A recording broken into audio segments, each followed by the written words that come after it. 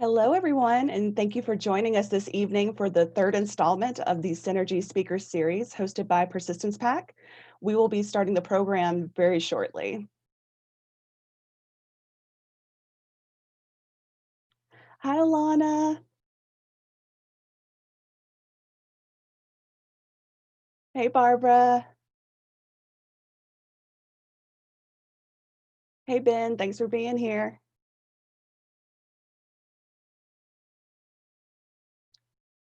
Hey, Helen. Hey, Jill.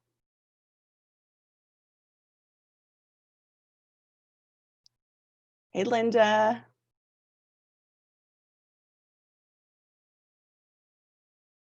I see Sherry's here and Pat. Hey, Pat.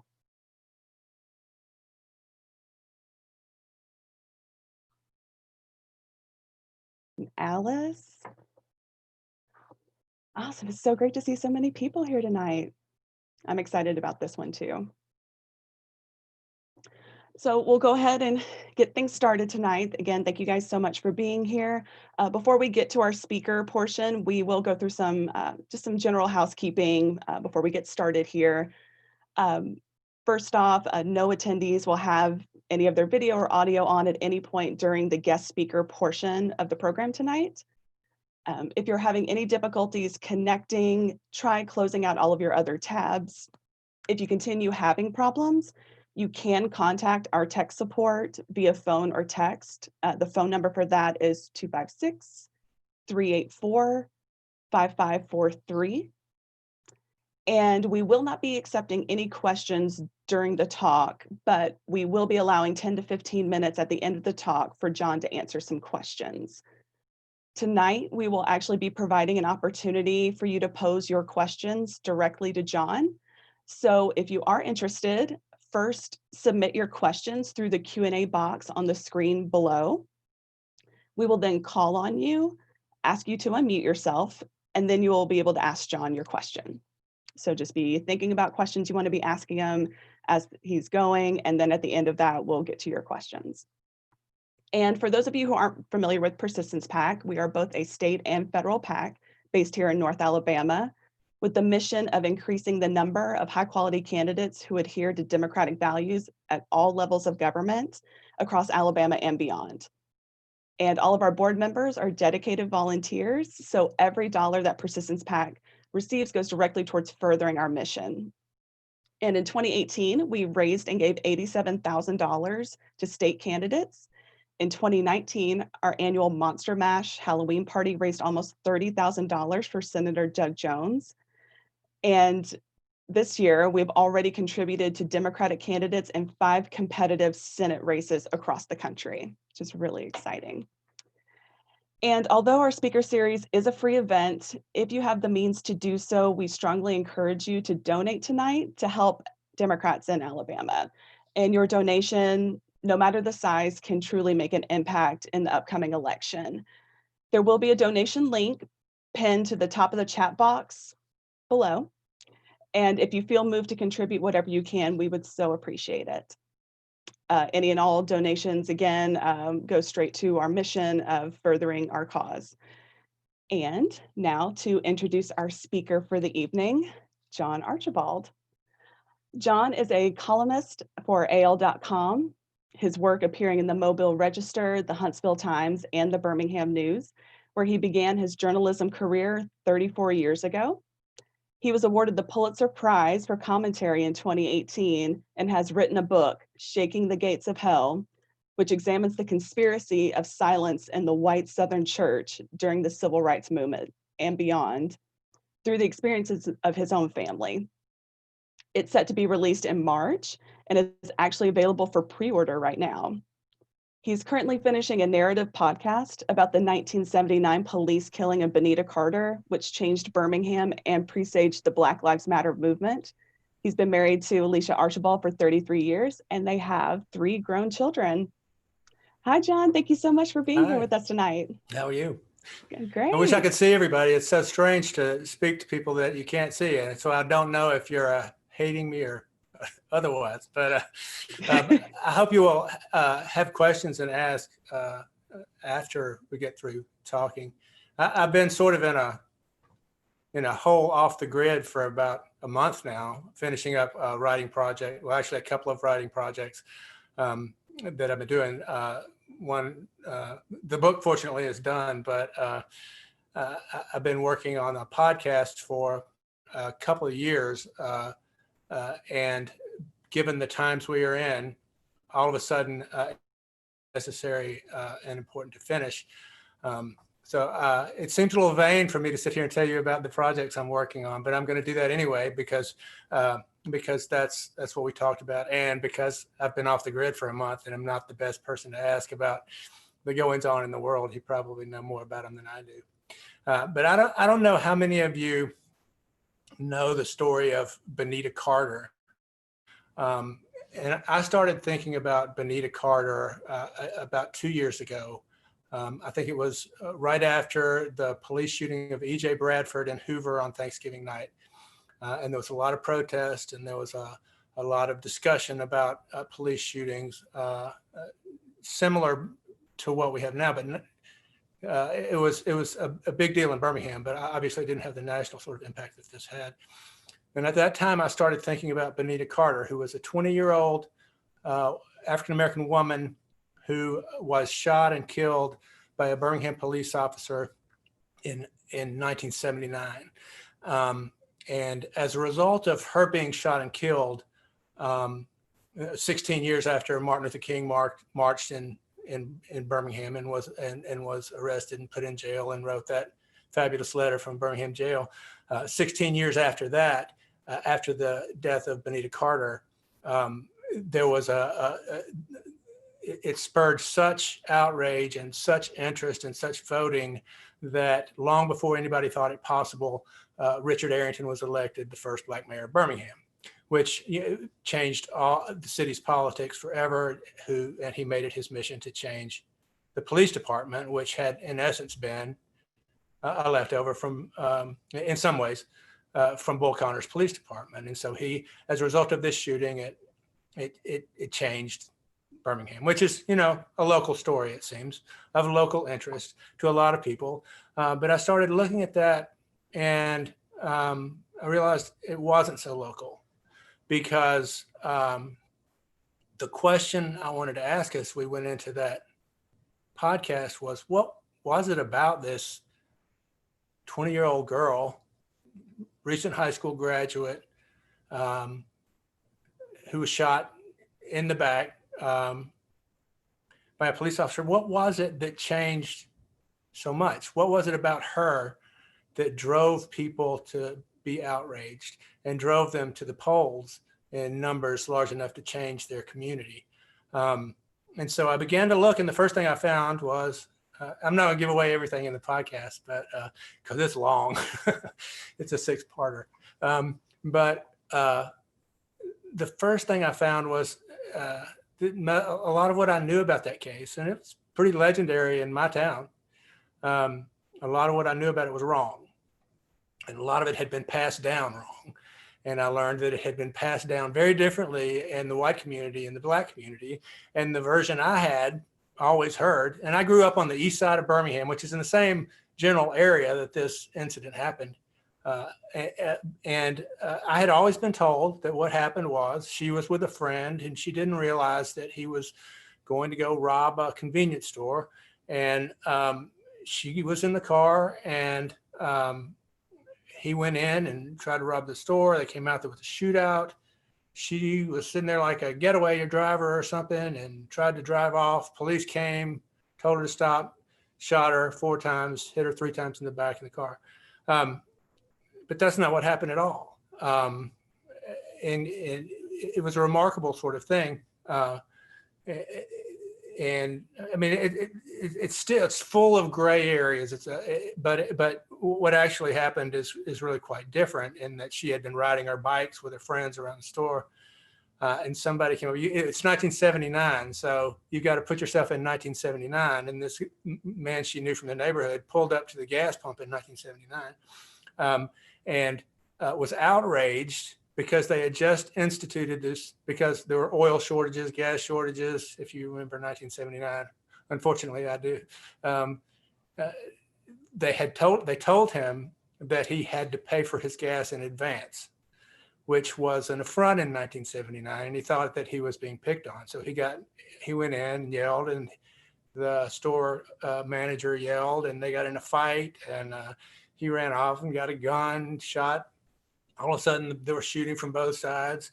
Benita Carter's over here on the side with her bicycle and her friends going, "Oh my God, what's going on?" It was described to me by somebody as if, there was such a crowd gathered that it was, they should be selling popcorn. But all this happened, and they're running. The guy ran away, and as he was running, he yelled to his wife, who had been trying to stop him from doing this, and to anybody in the parking lot to move his car because they were going to tow it, move his car. So as a result of that, despite all her friends saying, "No, don't do it," Benita Carter got in his car to move his car because they thought that the police would tow it, and they knew him from the neighborhood and that sort of thing. Still a terrible, terrible piece of judgment. But at that point, a police officer who had about a dozen complaints filed against him previously, a white police officer, happened to be at the store right afterward, happened to pull in by accident as the alarm went off, got out of the car. The store owner pointed at the car and said, "That's him, that's him." The police officer fired 4 shots into the car, and Benita Carter, who she thought was this man, was dead. And the next day, protests broke out, and it's still, it ended up that Mayor David Vann, who had been the man who developed who was the architect of the plan to get rid of Bull Connor in 1962 and 63, lost the mayorship because he didn't deal with it properly. So it still didn't answer all the questions that I had, and it was quite controversial. White people in Birmingham seemed to think one thing, Black people thought another, and there was. Why did she get into the car? Why did she get into the car? That seemed to be a lot of the thing. But the more I looked at it, the more it sort of became clear, and it's relevant. It was relevant in 1979 in Birmingham, and it's certainly relevant now, because I managed to find this forgotten box of index cards that were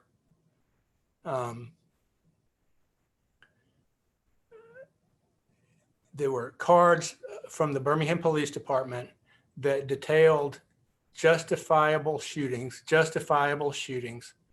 from 1940 through 1972, just before Benita Carter. And I began to look at them, and there were literally hundreds of cards detailing police shootings of mostly Black men that were ruled justifiable almost instantaneously, often because, often ruled justifiable before the next day's newspaper came out. The next day's newspaper, which of course told every story on the side of police, because that's the way it was done. There've been, and because laws at that time didn't just say, laws allowed police officers to shoot fleeing felons, this fleeing felon law, people who they thought were felons. So people were shot in the back all the time. People were shot running away all the time usually because somebody said they did something, usually because somebody thought they did something. But whether they did or did not was often irrelevant, because the end result was that hundreds of people in this community, hundreds of Black people, were killed in Jefferson County in that 40-year period leading up to Benita Carter's death. And in some ways, in many ways, that led, Benita Carter was the culmination of that outrage. And as a result of that, the police department was reshaped, and in a sense, there's still a lot of issues, don't get me wrong, but it's a lot less likely to shoot than a lot of others are. But anyway, that gets us into looking at our current situation, and I won't go on and on too much about that, other than we've identified, and we looked primarily at Jefferson County because this event happened in Jefferson County, and have managed to identify in the days before that and the days after some 500 justifiable shootings, not justifiable shootings, justifiable homicides of Black people by police officers, which is over the course of time, which is a lot. Which brings us to now, and in this century alone, we've seen 28,000 across this country. So it helps, I think, when you tell the story and you hear the story of just this girl who sang in the choir, who graduated high school, who was known for smiling, who was, made a terrible decision to get in that car. And she paid for it with her life because standard operating procedure was to shoot. And much has changed after that. The fleeing felon law changed. The Supreme Court ruled it unconstitutional in 1984. But here in Birmingham, Benita Carter herself prompted a change that policy right after that shooting. And so I think that I had a lot to learn from studying her case, and it is remarkable in the detail that we have about it now, because in the days after the shooting, there was such controversy that the mayor David Vann, decided to impanel, using the mayor's subpoena power, a blue ribbon committee that would subpoena witnesses. And there were,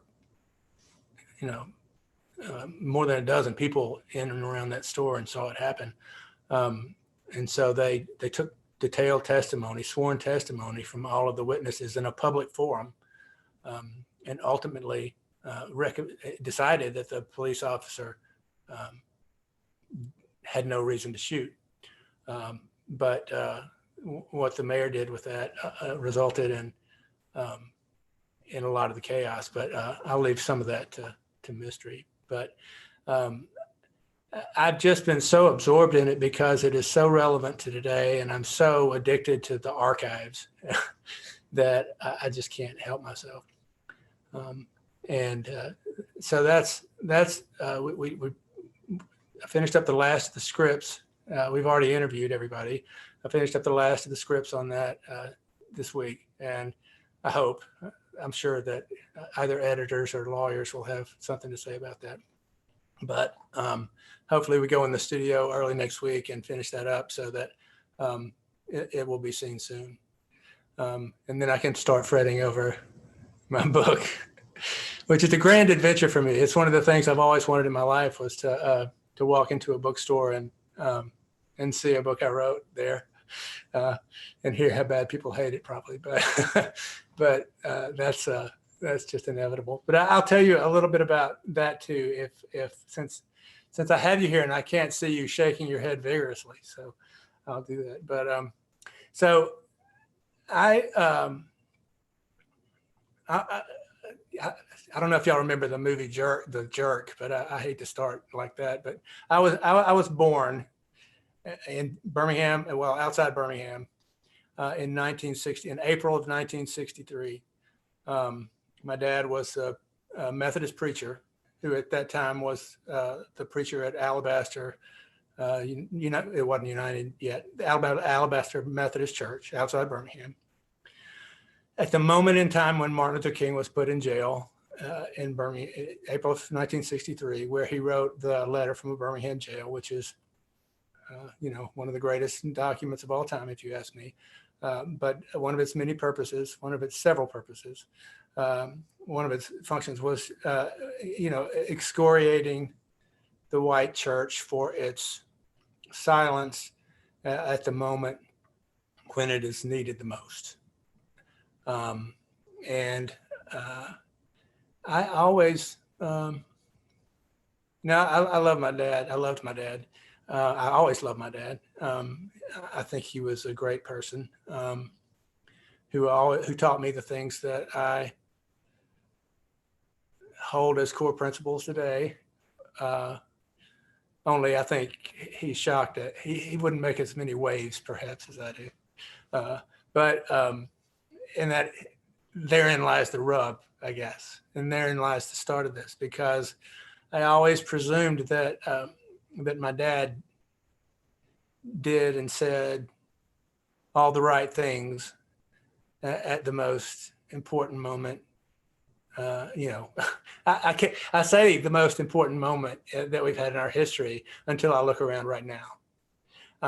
Because I having been born in 1963, I didn't see what came before, and I was too young to understand what happened then, but I saw the fallout of it. And I know that we haven't, through my lifetime, I'd never felt like I understood that time in history to be. And I sort of feel that way again. But one day after my dad died, I was looking through, he died in 2012. I was looking through the things I had of his that were in my basement, and I found a file cabinet containing, a couple of file cabinets actually, containing every sermon he had ever given, typed out and dated. Some he gave multiple times, so they were dated twice and revised in the future.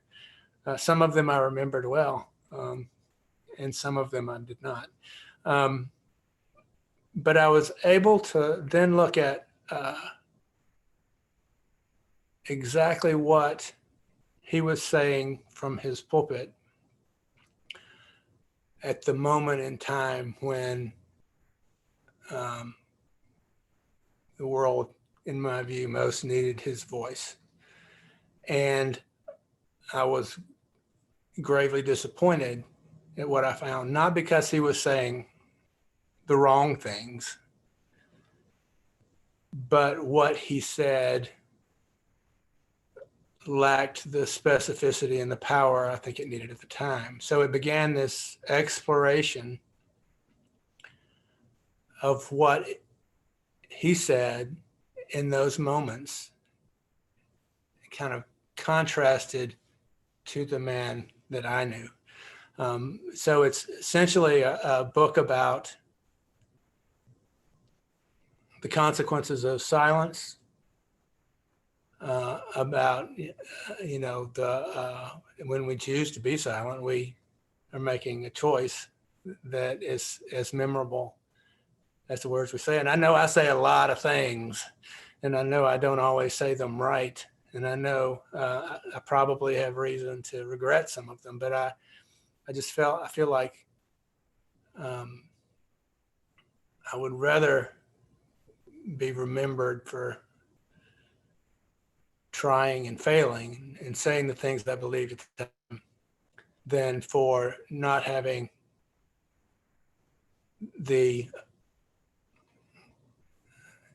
it's hard for me to say this. I was going to say strength or courage to say the things that need to be said, but it's very difficult for me to say that about my dad, who I've always still think was the strongest and most courageous person I know, certainly the most principled. But, it raises a really hard question for me. And that is, we all have our own sorts of pulpits. Mine is pretty big right now, I hope. And some are around the dinner table and some are elsewhere. And so it raises the question of whatever, if you are a good person, let's just say you're a person and you don't use the pulpit you're given, can you really claim to be a good person? And so I try to resolve that answer, and I try to do that with the love I still feel and the disappointment that comes with it. And I think it was in the letter from Birmingham jail that Dr. King said there's where there's great love, there is great disappointment, and those two things go hand in hand. But that's what got me started on this journey, and I found some very, very disappointing things, not malicious on his part, but about the church he loved. It was very dangerous for people to speak their minds, for preachers to in certain various denominations, but his was Methodist, at that time to preach on issues of race.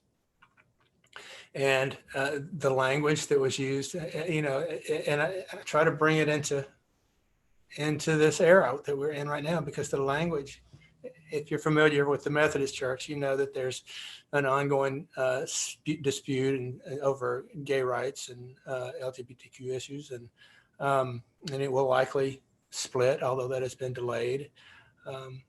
But it's very, it deals with that too. My oldest brother came out in the 70s, and when he was pastor of First Methodist Church of Decatur.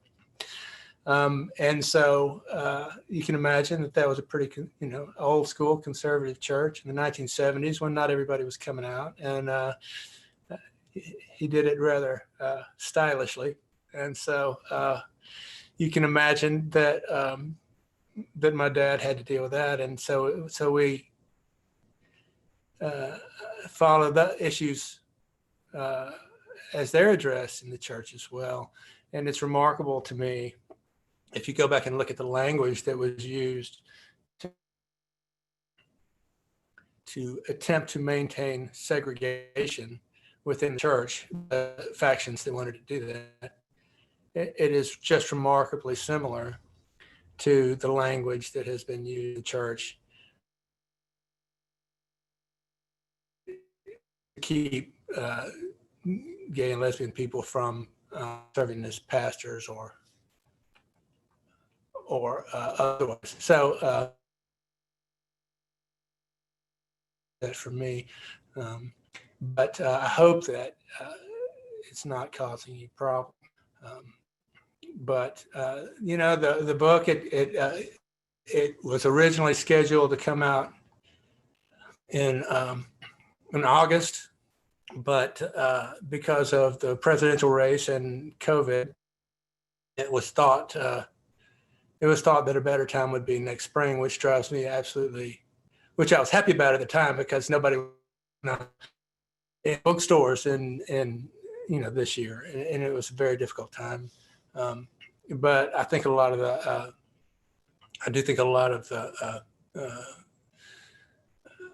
a lot of the themes of the book would be relevant right now, and I think that people have demonstrated.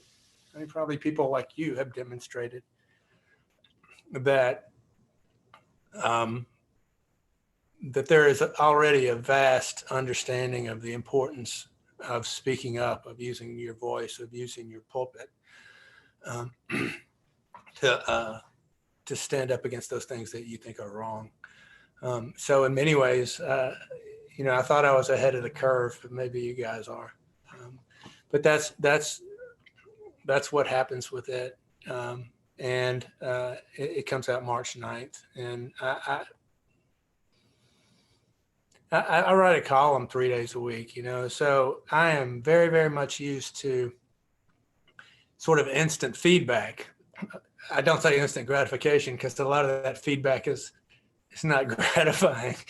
But I'm used to hearing what people think and what they like and don't like, and to at least find out that they read them, which is still amazes me to this day, that I write stuff down and people read it, and often have the kindness or otherwise to tell me what they thought about it, which is, it's just, it's like money. I mean, it is gratifying when, even if I don't like it, if they are civil about it. I enjoy that part of it as well. But as you said, the book is called Shaking the Gates of Hell, which is a quote from John Wesley, the founder of Methodism. And it is certain to make a lot of people mad, which is often what I do. But I promise you, it is written with great love and reverence. But that doesn't mean any holds are barred. So that's what we're doing. I can ramble on about this a long time, but I really usually enjoy answering questions more than I do just talking. at least I can get a sense of where you think I should go. So why don't we go ahead and just open that up if it's okay with you guys.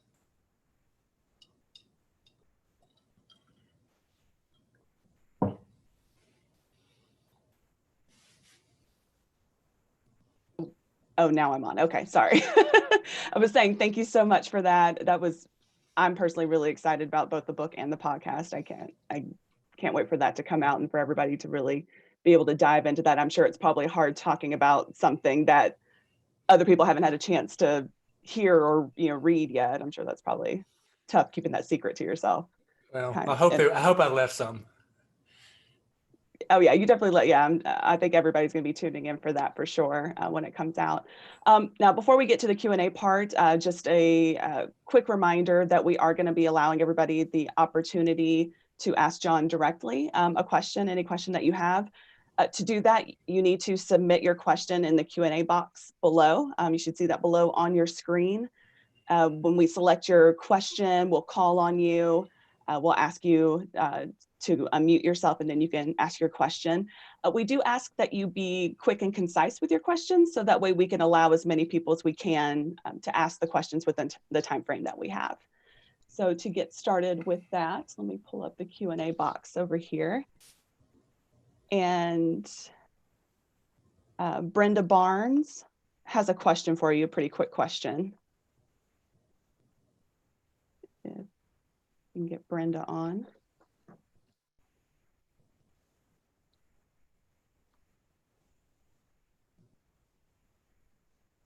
Maybe. Hi, Brenda. I missed the name of your podcast. Do you mind repeating that for me? Well, the name is still being hashed out, but it is tentatively called Unjustified, the Benita Carter story. Very good. I'll be tuning in. Thank you so much. And it will be available on all of your favorite podcasting apps. Excellent. Thank you so much. Thanks. I'm excited about it because it's clearly not the thing I do primarily, but I very much enjoy trying alternative media. And we've done some before that did fairly well, and I'm much happier with this one. So I hope the best. I'm sure it will be controversial as well.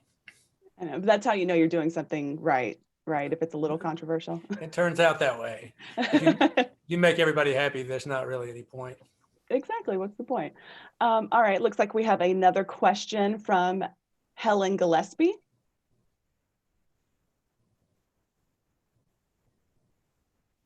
Hey, Helen.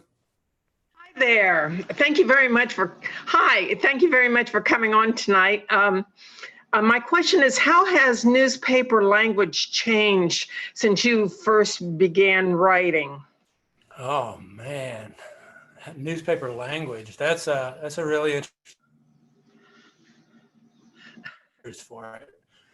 Especially spending as much time as I have in the archives, it reminded me just of how, on one hand, there's the issue of how we write, which is vastly different now than we did then. Of course, I grew up in what was a dinosaur even at the time, which was an afternoon newspaper, which meant that, the morning newspaper did all the quick hits that you get, and then we would do what we call second day leads, which would be flowery prose about whatever happened, which is, what groomed Rick Bragg, who was working there with me, and a lot of other, people who I came up thinking, trying in a lot of ways. But I think more relevant to this discussion is probably the language that was clearly more, I have a lot of conflicted feelings about this, because it was more of a sort of, in reporting the news, it was more of a just the facts, he said, she said, kind of construction, which seemed like a good idea, because you want to tell all sides of the story and you want to keep opinion out of news stories. But in looking back over the course of these archives over all these years, I realized more than ever that it never was what it pretended to be. And he said, she said often served to give people no clear idea of what the reality was, other than we were able to find somebody who was for it and somebody who was against it. And so some news, you know, if you want to, I'm trying to think of an issue that would probably shouldn't have a good side, like the ability to kill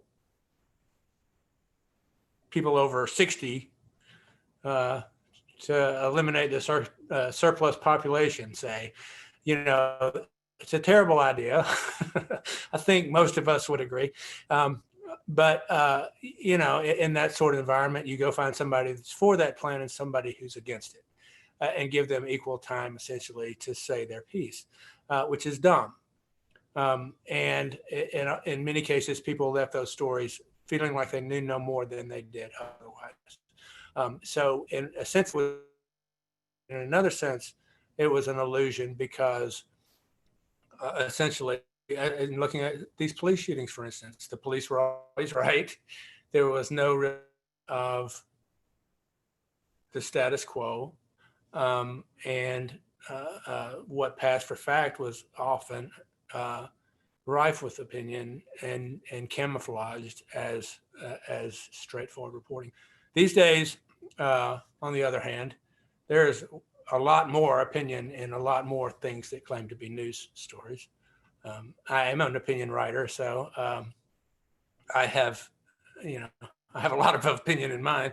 But because of I've got to tell you, it weighs heavily on me. The prevalence of opinion in almost everything, the sort of destruction of fact, has made me really doubt the worth of that sort of opinion journalism these days. And I wonder if it has outlived its usefulness.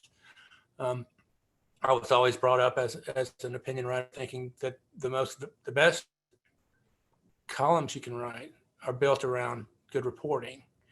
And in this day and age, when things move so fast and there are fewer reporters on the streets, that becomes more difficult too. So providing a service that is really beneficial to readers is tougher than ever.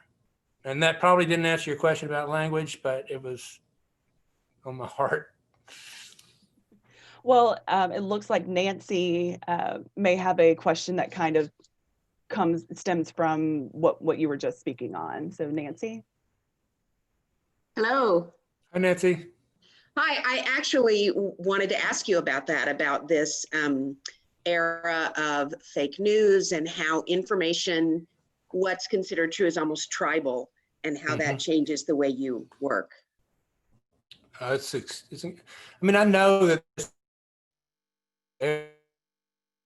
particularly to those people who have strong feelings about fact and science and those sorts of things. It's very difficult for me because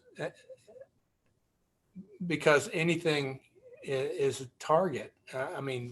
The logic doesn't apply to a lot of people. It's not persuasive. Science is not persuasive. Established fact is not persuasive. And we all know, we know how it works. I mean, we know, things become turned into talking points in a heartbeat. And as soon as you begin to make a valid point, it becomes weaponized as a counter talking point in some way.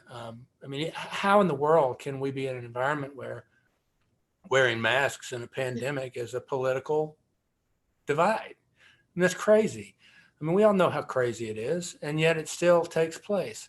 We could name a few. So it is to me, because the last thing I ever wanted to be was someone who preaches to the choir. That is not what I've ever done, and it's not what I want to do. I want to make people think.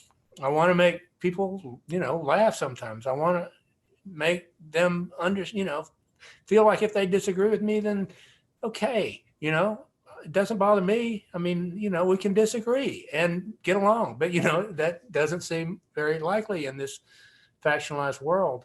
And the damage that's being done right now, I have no idea if we get out of it, no matter what happens in elections. So it worries me greatly, and it is why I wonder if there's not a better medium that would serve better.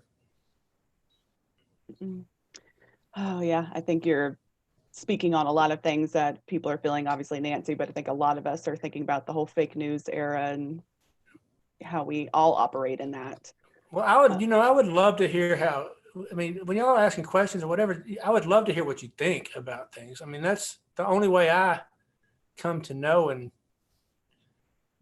think of things myself, is to hear people say them. And this pandemic has been killing me, because the way I find most of my information is, sort of serendipitous. You go out and you have a conversation, you meet somebody you didn't know you were going to meet, and you talk about something you didn't know you were going to talk about, and you learn something that you weren't supposed to learn and nobody was trying to tell you. And that's generally always more valuable than something somebody wants to pitch to you, or that you sit around the house and think about and call people up or go online and say, I need to know about this. I mean, it's just not organic. And so when you're asking questions, or if you want to make a comment, just do it, because I want to hear what you have to say. Right. Well, and I actually have a question kind of touching on a little bit what you talked about. I myself have been on shows and radio and things like that. And one of my personal goals in doing that is to kind of break through these echo chambers, as I know you said, I think we all have kind of found ourselves in, because you see so much fake news and some other craziness out there, and it seems easier and safer to kind of retreat into that safer place where you're surrounded by like-minded, similar opinions. But what would you say to that, though, as like you said, you like to make people think and think about things in a different way or from a different perspective? What would you say to people who find themselves in these echo chambers? I mean, it happens to me, and it drives me. I can't. One of my favorite stories I ever wrote was a sort of a post-mortem Robert Bentley's. The lead was about how Rebecca Caldwell Mason would go through every day and make sure that in the news reports he was given, right up until the time of his resignation, all of the negative news about him was removed. So the only thing he was ever seeing was how great he was. So he would go around and talk about how he was the most popular governor ever.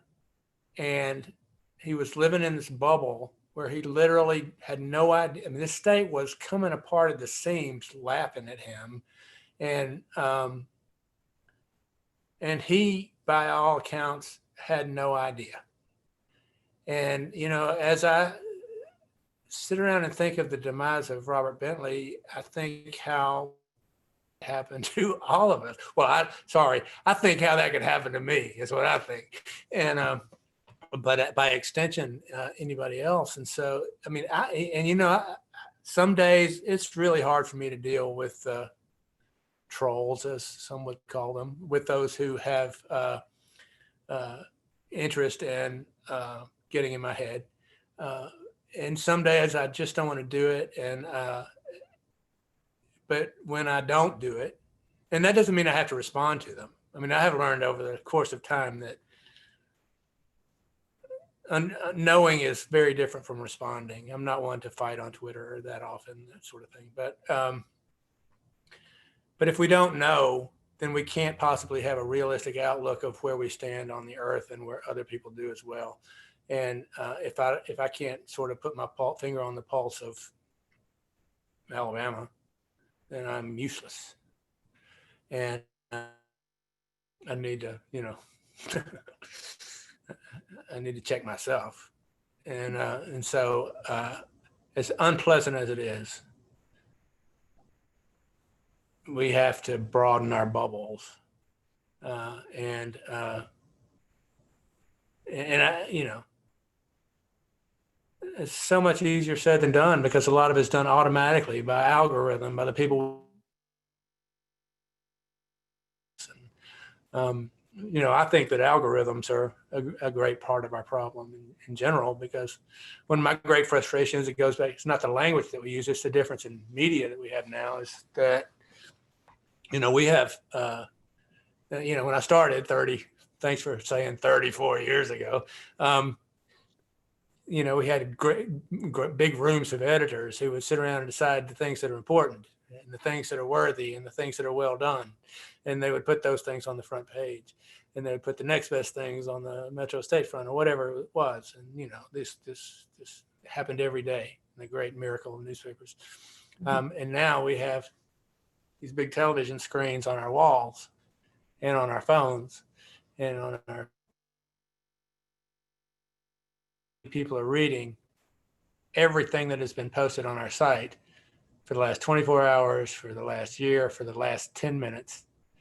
And so we have the metrics that know exactly what people are reading.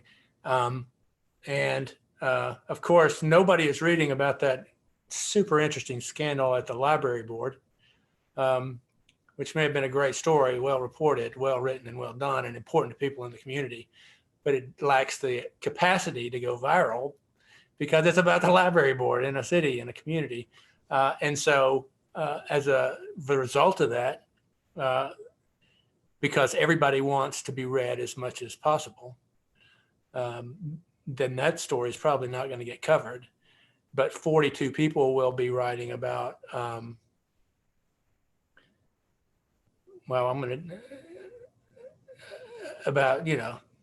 whatever Tua did this week or last week or last year now. So, or about the latest scandal that everybody else on Twitter is already talking about. So we end up with this pack running in the same direction when the best stories have always been found by running in a different direction. Mm-hmm. And so, the problem with algorithms is that the way most sites run now, if you get huge page views in the first 10 minutes, then those algorithms are going to pick those up and put those in a prominent spot on the page, which means crime and sports, and the bizarre and unusual, which used to be a fun little news value. Now it's a big one. So the things that it's sort of like the candy counter at the supermarket, right? I mean, it's not why you went, but it ends up being the thing you get. But the sad part is these algorithms are putting them up in prominent places on sites, and which then in turn go do the same thing on social media.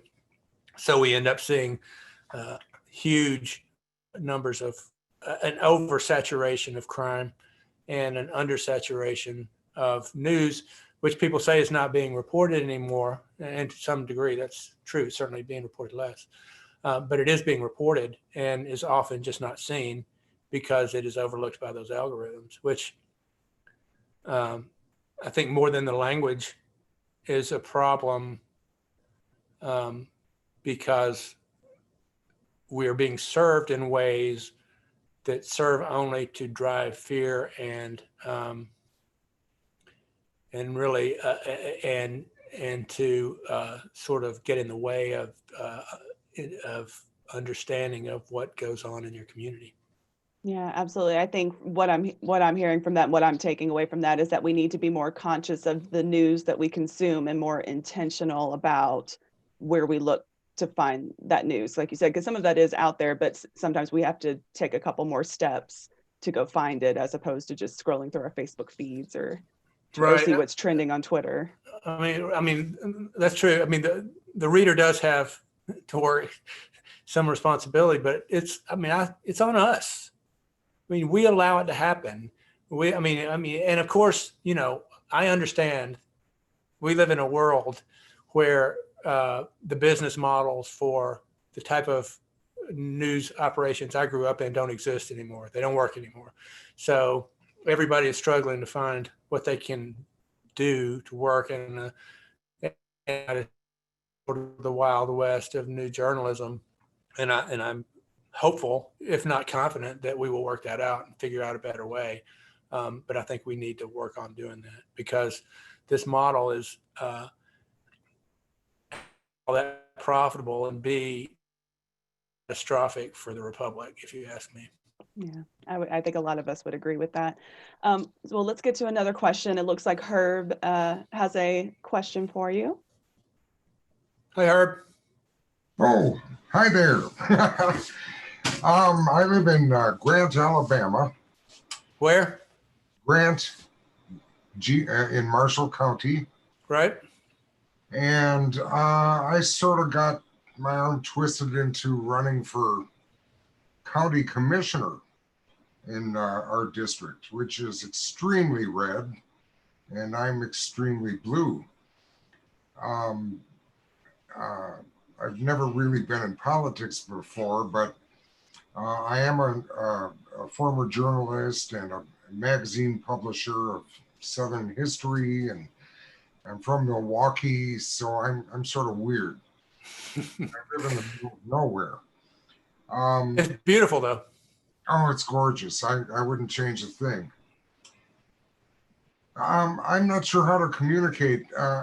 We have maybe 14, 15% Democrats, and all the rest are extreme Tea Party types. And there's no real talking to anyone, because all they do is react with emotions, and they shout and they gaslight like crazy. And I'm a fact checker. I've been a fact checker before the internet. And I just don't understand how it's even possible to communicate to these people. You know, you have Hannity, and you have Tucker Carlson, and you have OANN and QAnon, and oh my God, you know, the Blaze, and that's and radio. Oh my God, and evangelical radio, and so-called conservative talk radio. Nobody, they won't hear of it. I get trash thrown in my yard because I have some yard signs for Doug Jones and Rick Neighbors and Joe Biden and me. And what's going on? What do we do? I mean, that is the question of our age. You know, I get a lot of that too. And so much of it is built on such fallacy that you don't know how to respond.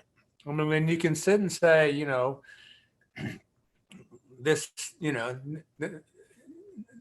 this has been proven false via Snopes or something else. And of course, they've now decided that that's a conspiracy as well. So there's not a lot of thing other than to say, you know, I mean,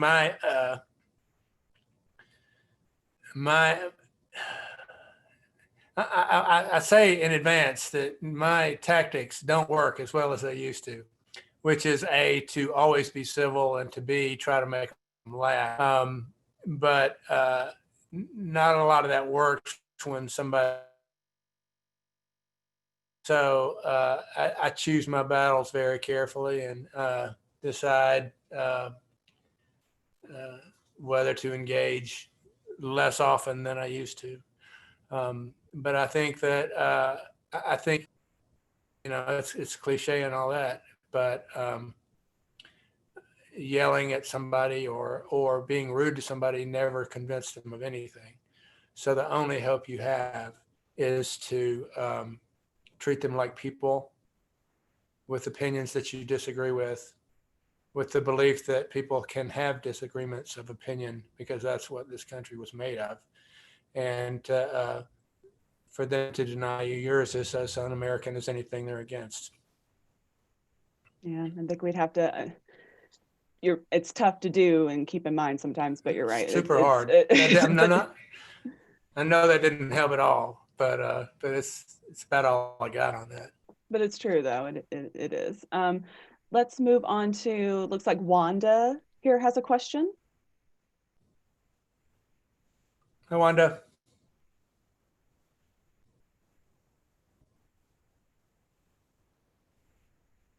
Wanda, are you able to unmute yourself?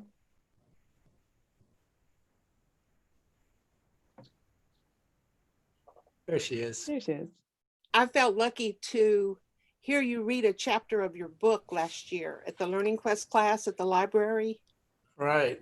in It's been Anna a while. Blair's class. Yeah, That was fun. I enjoyed that. I did too. I had the same question then as I have now. How old were you when you started to wake up to the things your book is about? You know, I think that I felt them all along. I mean, I think that they were taught to me. I mean, well, that's not true, because what it's really about is saying the things that are hard to say. And I know that, you know, my dad always had a philosophy that, you know, you can't lead them if they're gone.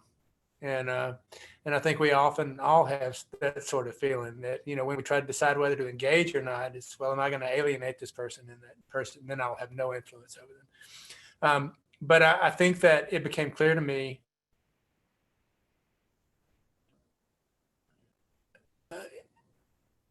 I think it became clear to me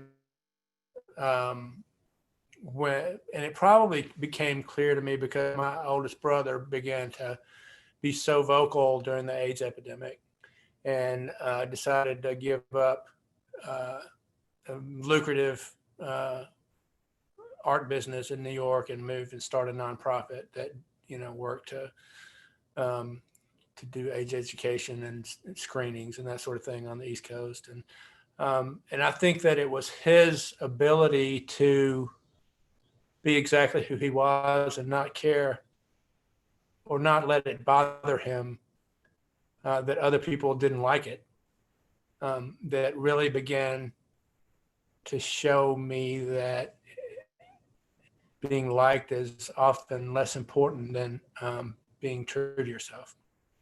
And so I'd say the book is in a lot of ways about him. Wow, that's really beautiful. And a good thing for all of us to keep in mind. It looks like we have a question now from Andrew. If Andrew is there.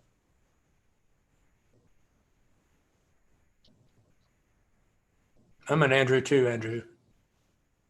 Oh, are you? I am. Oh. My son's an Andrew also. Oh. It's a good name. It's a good It is. name. Okay. Well, I don't know if Andrew's here. Well, I'll ask Andrew's question. I don't know if he's maybe still with us here or not. He said his question was, will Black Lives Matter help or hurt Doug Jones in November? I think it'll help. I mean, I think, and when I say it'll help, I think what's going on in the country right now is sort of unprecedented in my view. And I think that, and there was such low interest in the Republican runoff today that I think anything could happen. I mean, I don't think it's likely that Doug Jones wins, but I think that we're in an environment that anything could happen, because none of us have ever been in a place like this before. And I don't think any of us can adequately measure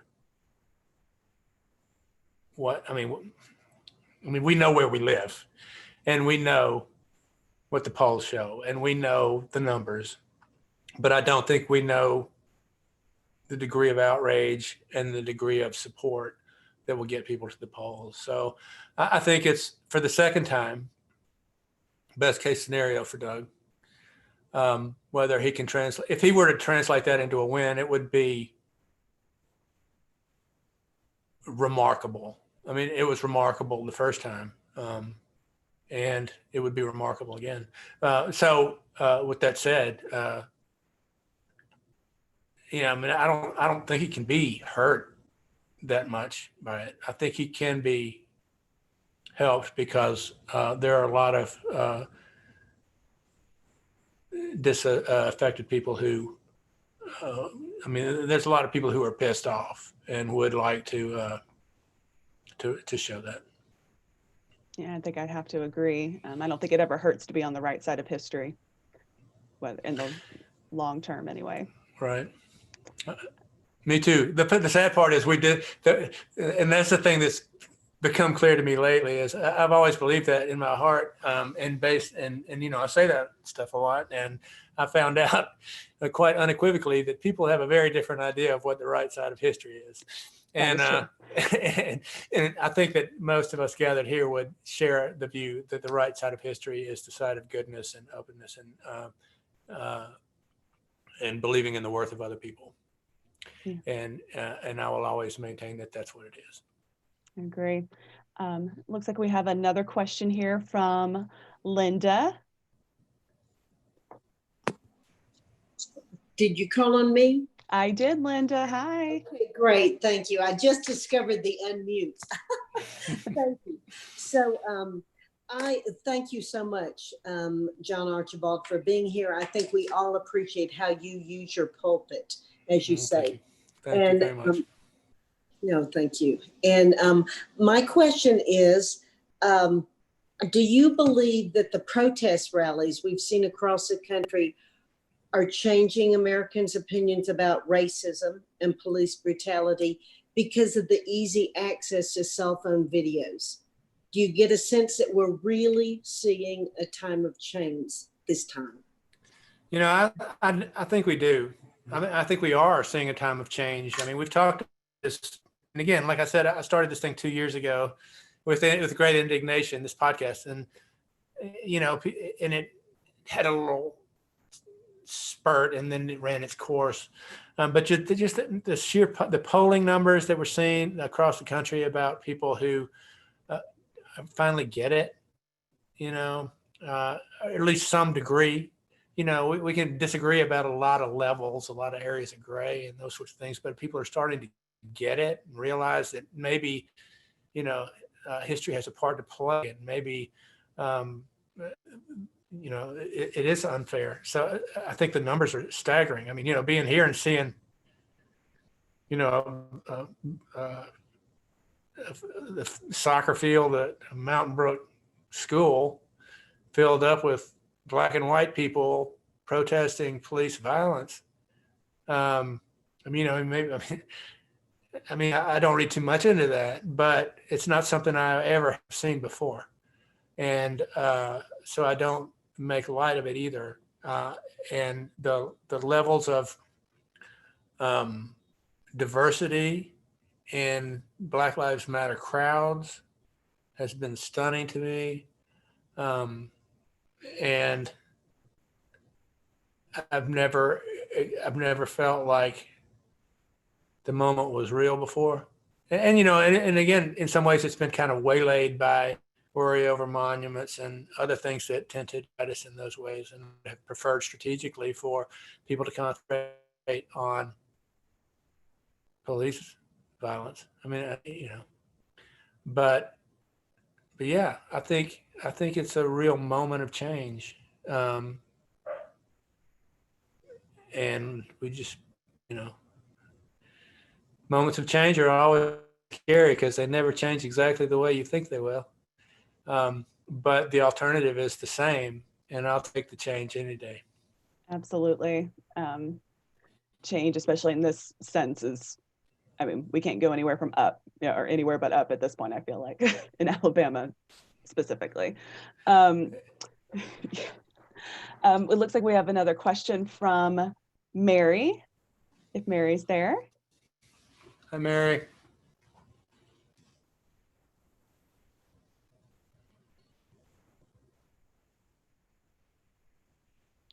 Hey, Mary.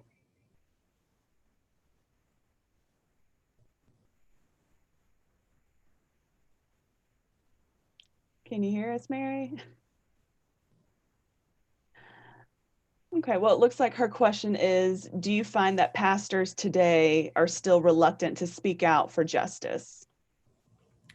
Some are and some aren't. It very much depends on where they are and what denomination they're in, and what church they are assigned to.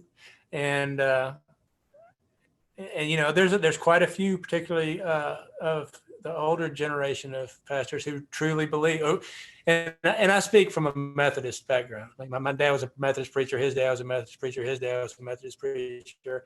And before that, they were Episcopalian because Methodists weren't that popular. Same on the other side of the family. So it's a long family tree. So I speak everything from a Methodist point of view.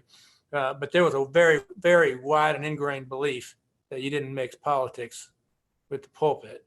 And they boasted about not keeping politics, about keeping politics out of the pulpit, which, it sort of goes back like that newspaper thing. It's a great thing to say, but the simple decision that you're going to keep politics out of the pulpit is a political decision. And so it's a sort of a way to safely not say anything at all. So, it's like with my dad, I found out he gave the sermons that involved, the Good Samaritan, 400 times. So he was trying to give the right message. But at the moment of the Selma March, he was lamenting the troubles in the world in Asia and Katanga, and instead of just down the road. So I think that a lot of people in that church, in the Methodist church, you have a lot of people who are more prone to activism, but there are a lot of people who abide by that and stick more to parable than they do to the terrible. Without a lot of looking outside the stained glass windows. So it's a mixed bag, but I think that in large and staid congregations, there is a lot of talking over the real issues. Yeah. When I say talking over, I mean not dealing directly with them. Right. Not confronting them head on and really talking about them in a real way. Right. Yeah, I've experienced that in my own background myself. That's a really good question. I would, if Nancy, you had to read that though. I would love to know what you thought. Okay, yeah, we'll have to follow with. I think it was Mary that had that Mary. question. We'll have to follow up with Mary on that one.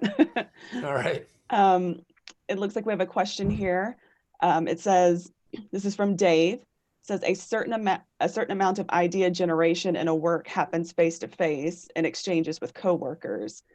You admit missing this, but how do you think this sort of exchange and building will survive and change in a post-COVID world? That is the question, isn't it?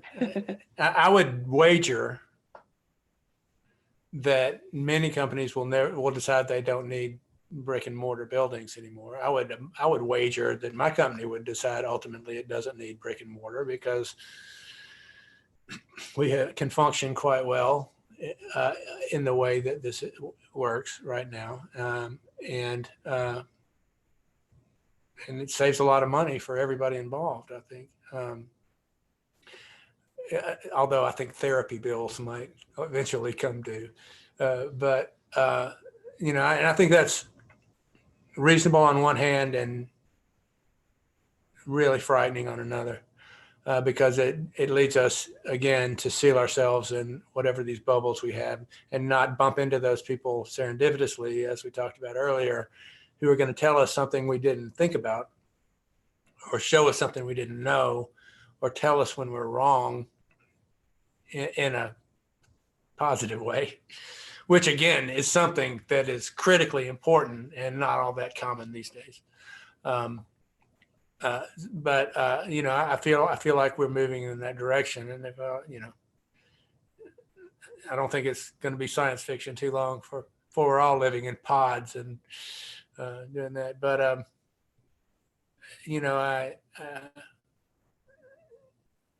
that doesn't diminish the need for us to be very careful right now. But I imagine some financial decisions will be made in the future to make it even more common. Yeah, I think so. Now, I think this next question from Tony is going to touch on COVID or current COVID and post-COVID world. Tony?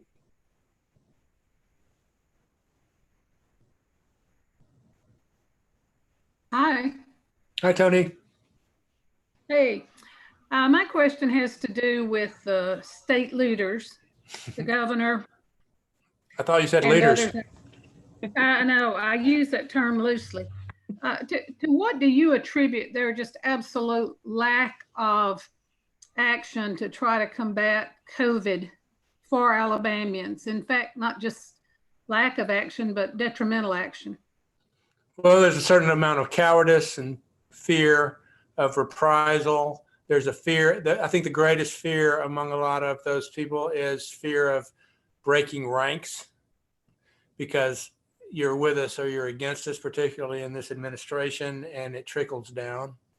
The worst thing you can be is someone who doesn't fall in line with every other edict. And it's just cowardice. It's not leadership at all. It's, it's gambling with the lives of people that she's sworn to, well, I don't know if she's sworn to protect us, but she's sworn to look out for our interests, which none of them have ever done. So, that's it. I think it's weakness. I think it's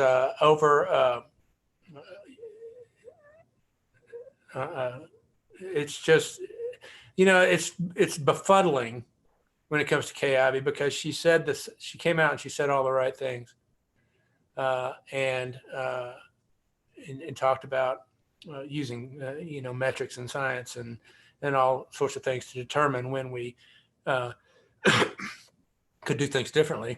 And instead, she just threw up her hands and said, "Go for it." And that's not leadership. That's abdication. And so that's incredibly frustrating. But the level of, but then you have the Del Marshes of the world who are going around talking about, everybody should get it. He wants more people to get it, in the false assumption that that's going to make us okay. And I say false assumption as an opinion writer. So to know that, but that's where I'm coming from. But it's all based on this disdain for science, which is the one thing that and y'all got Mo Brooks, right? I mean, that's your doing. Don't right? remind us. Right. So this anti-intellectual, anti-science campaign, which is what it is, has been successful. And they tell everybody that the media and that liberals and Democrats think they're stupid, and that resonates. And so they're willing to say, we don't believe that highfalutin stuff.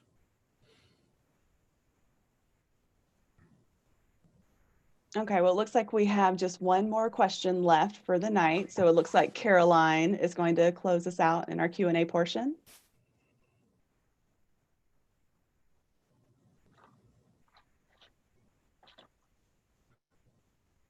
Hi, Caroline.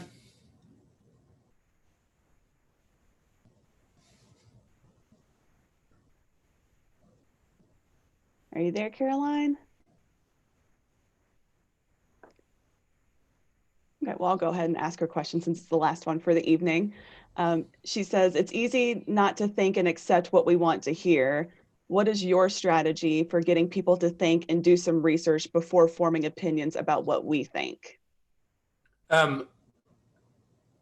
My strategy, number one, is, and I'm not as good at this as I used to be because my sense of humor has been a little strained lately.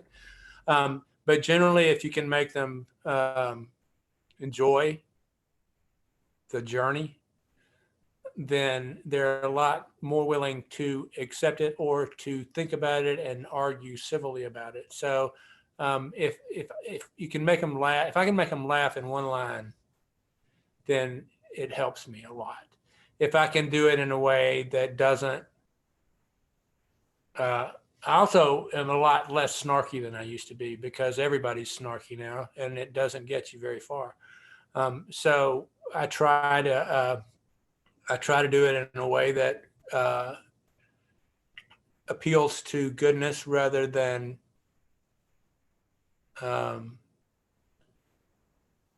attacks someone individually. And, you know, but sometimes with less success than others. But I mean, in my heart, that's the goal, is to make people, you know, to give people some reason to read the next sentence. And hopefully if they do that, they'll get a better picture of, you know, who I am and what I'm trying to say. And if they know who I am, then they know that I am a human being, and then they'll maybe think a little bit differently than they would on Twitter. Doesn't always work. Yeah. But sometimes it does. But you'd be surprised how often it does. I mean, the nicest thing anybody, I mean, and it happens a lot, and I'm grateful for it when people write me a letter and say, I disagree with everything you say, but I enjoy reading what you write. What a compliment.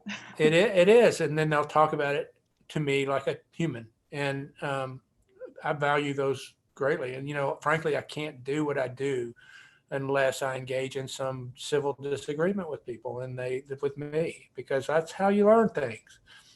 And it may be that you learn that you think you're right more, but you learn things. So, I mean, I think it's important, and I miss that.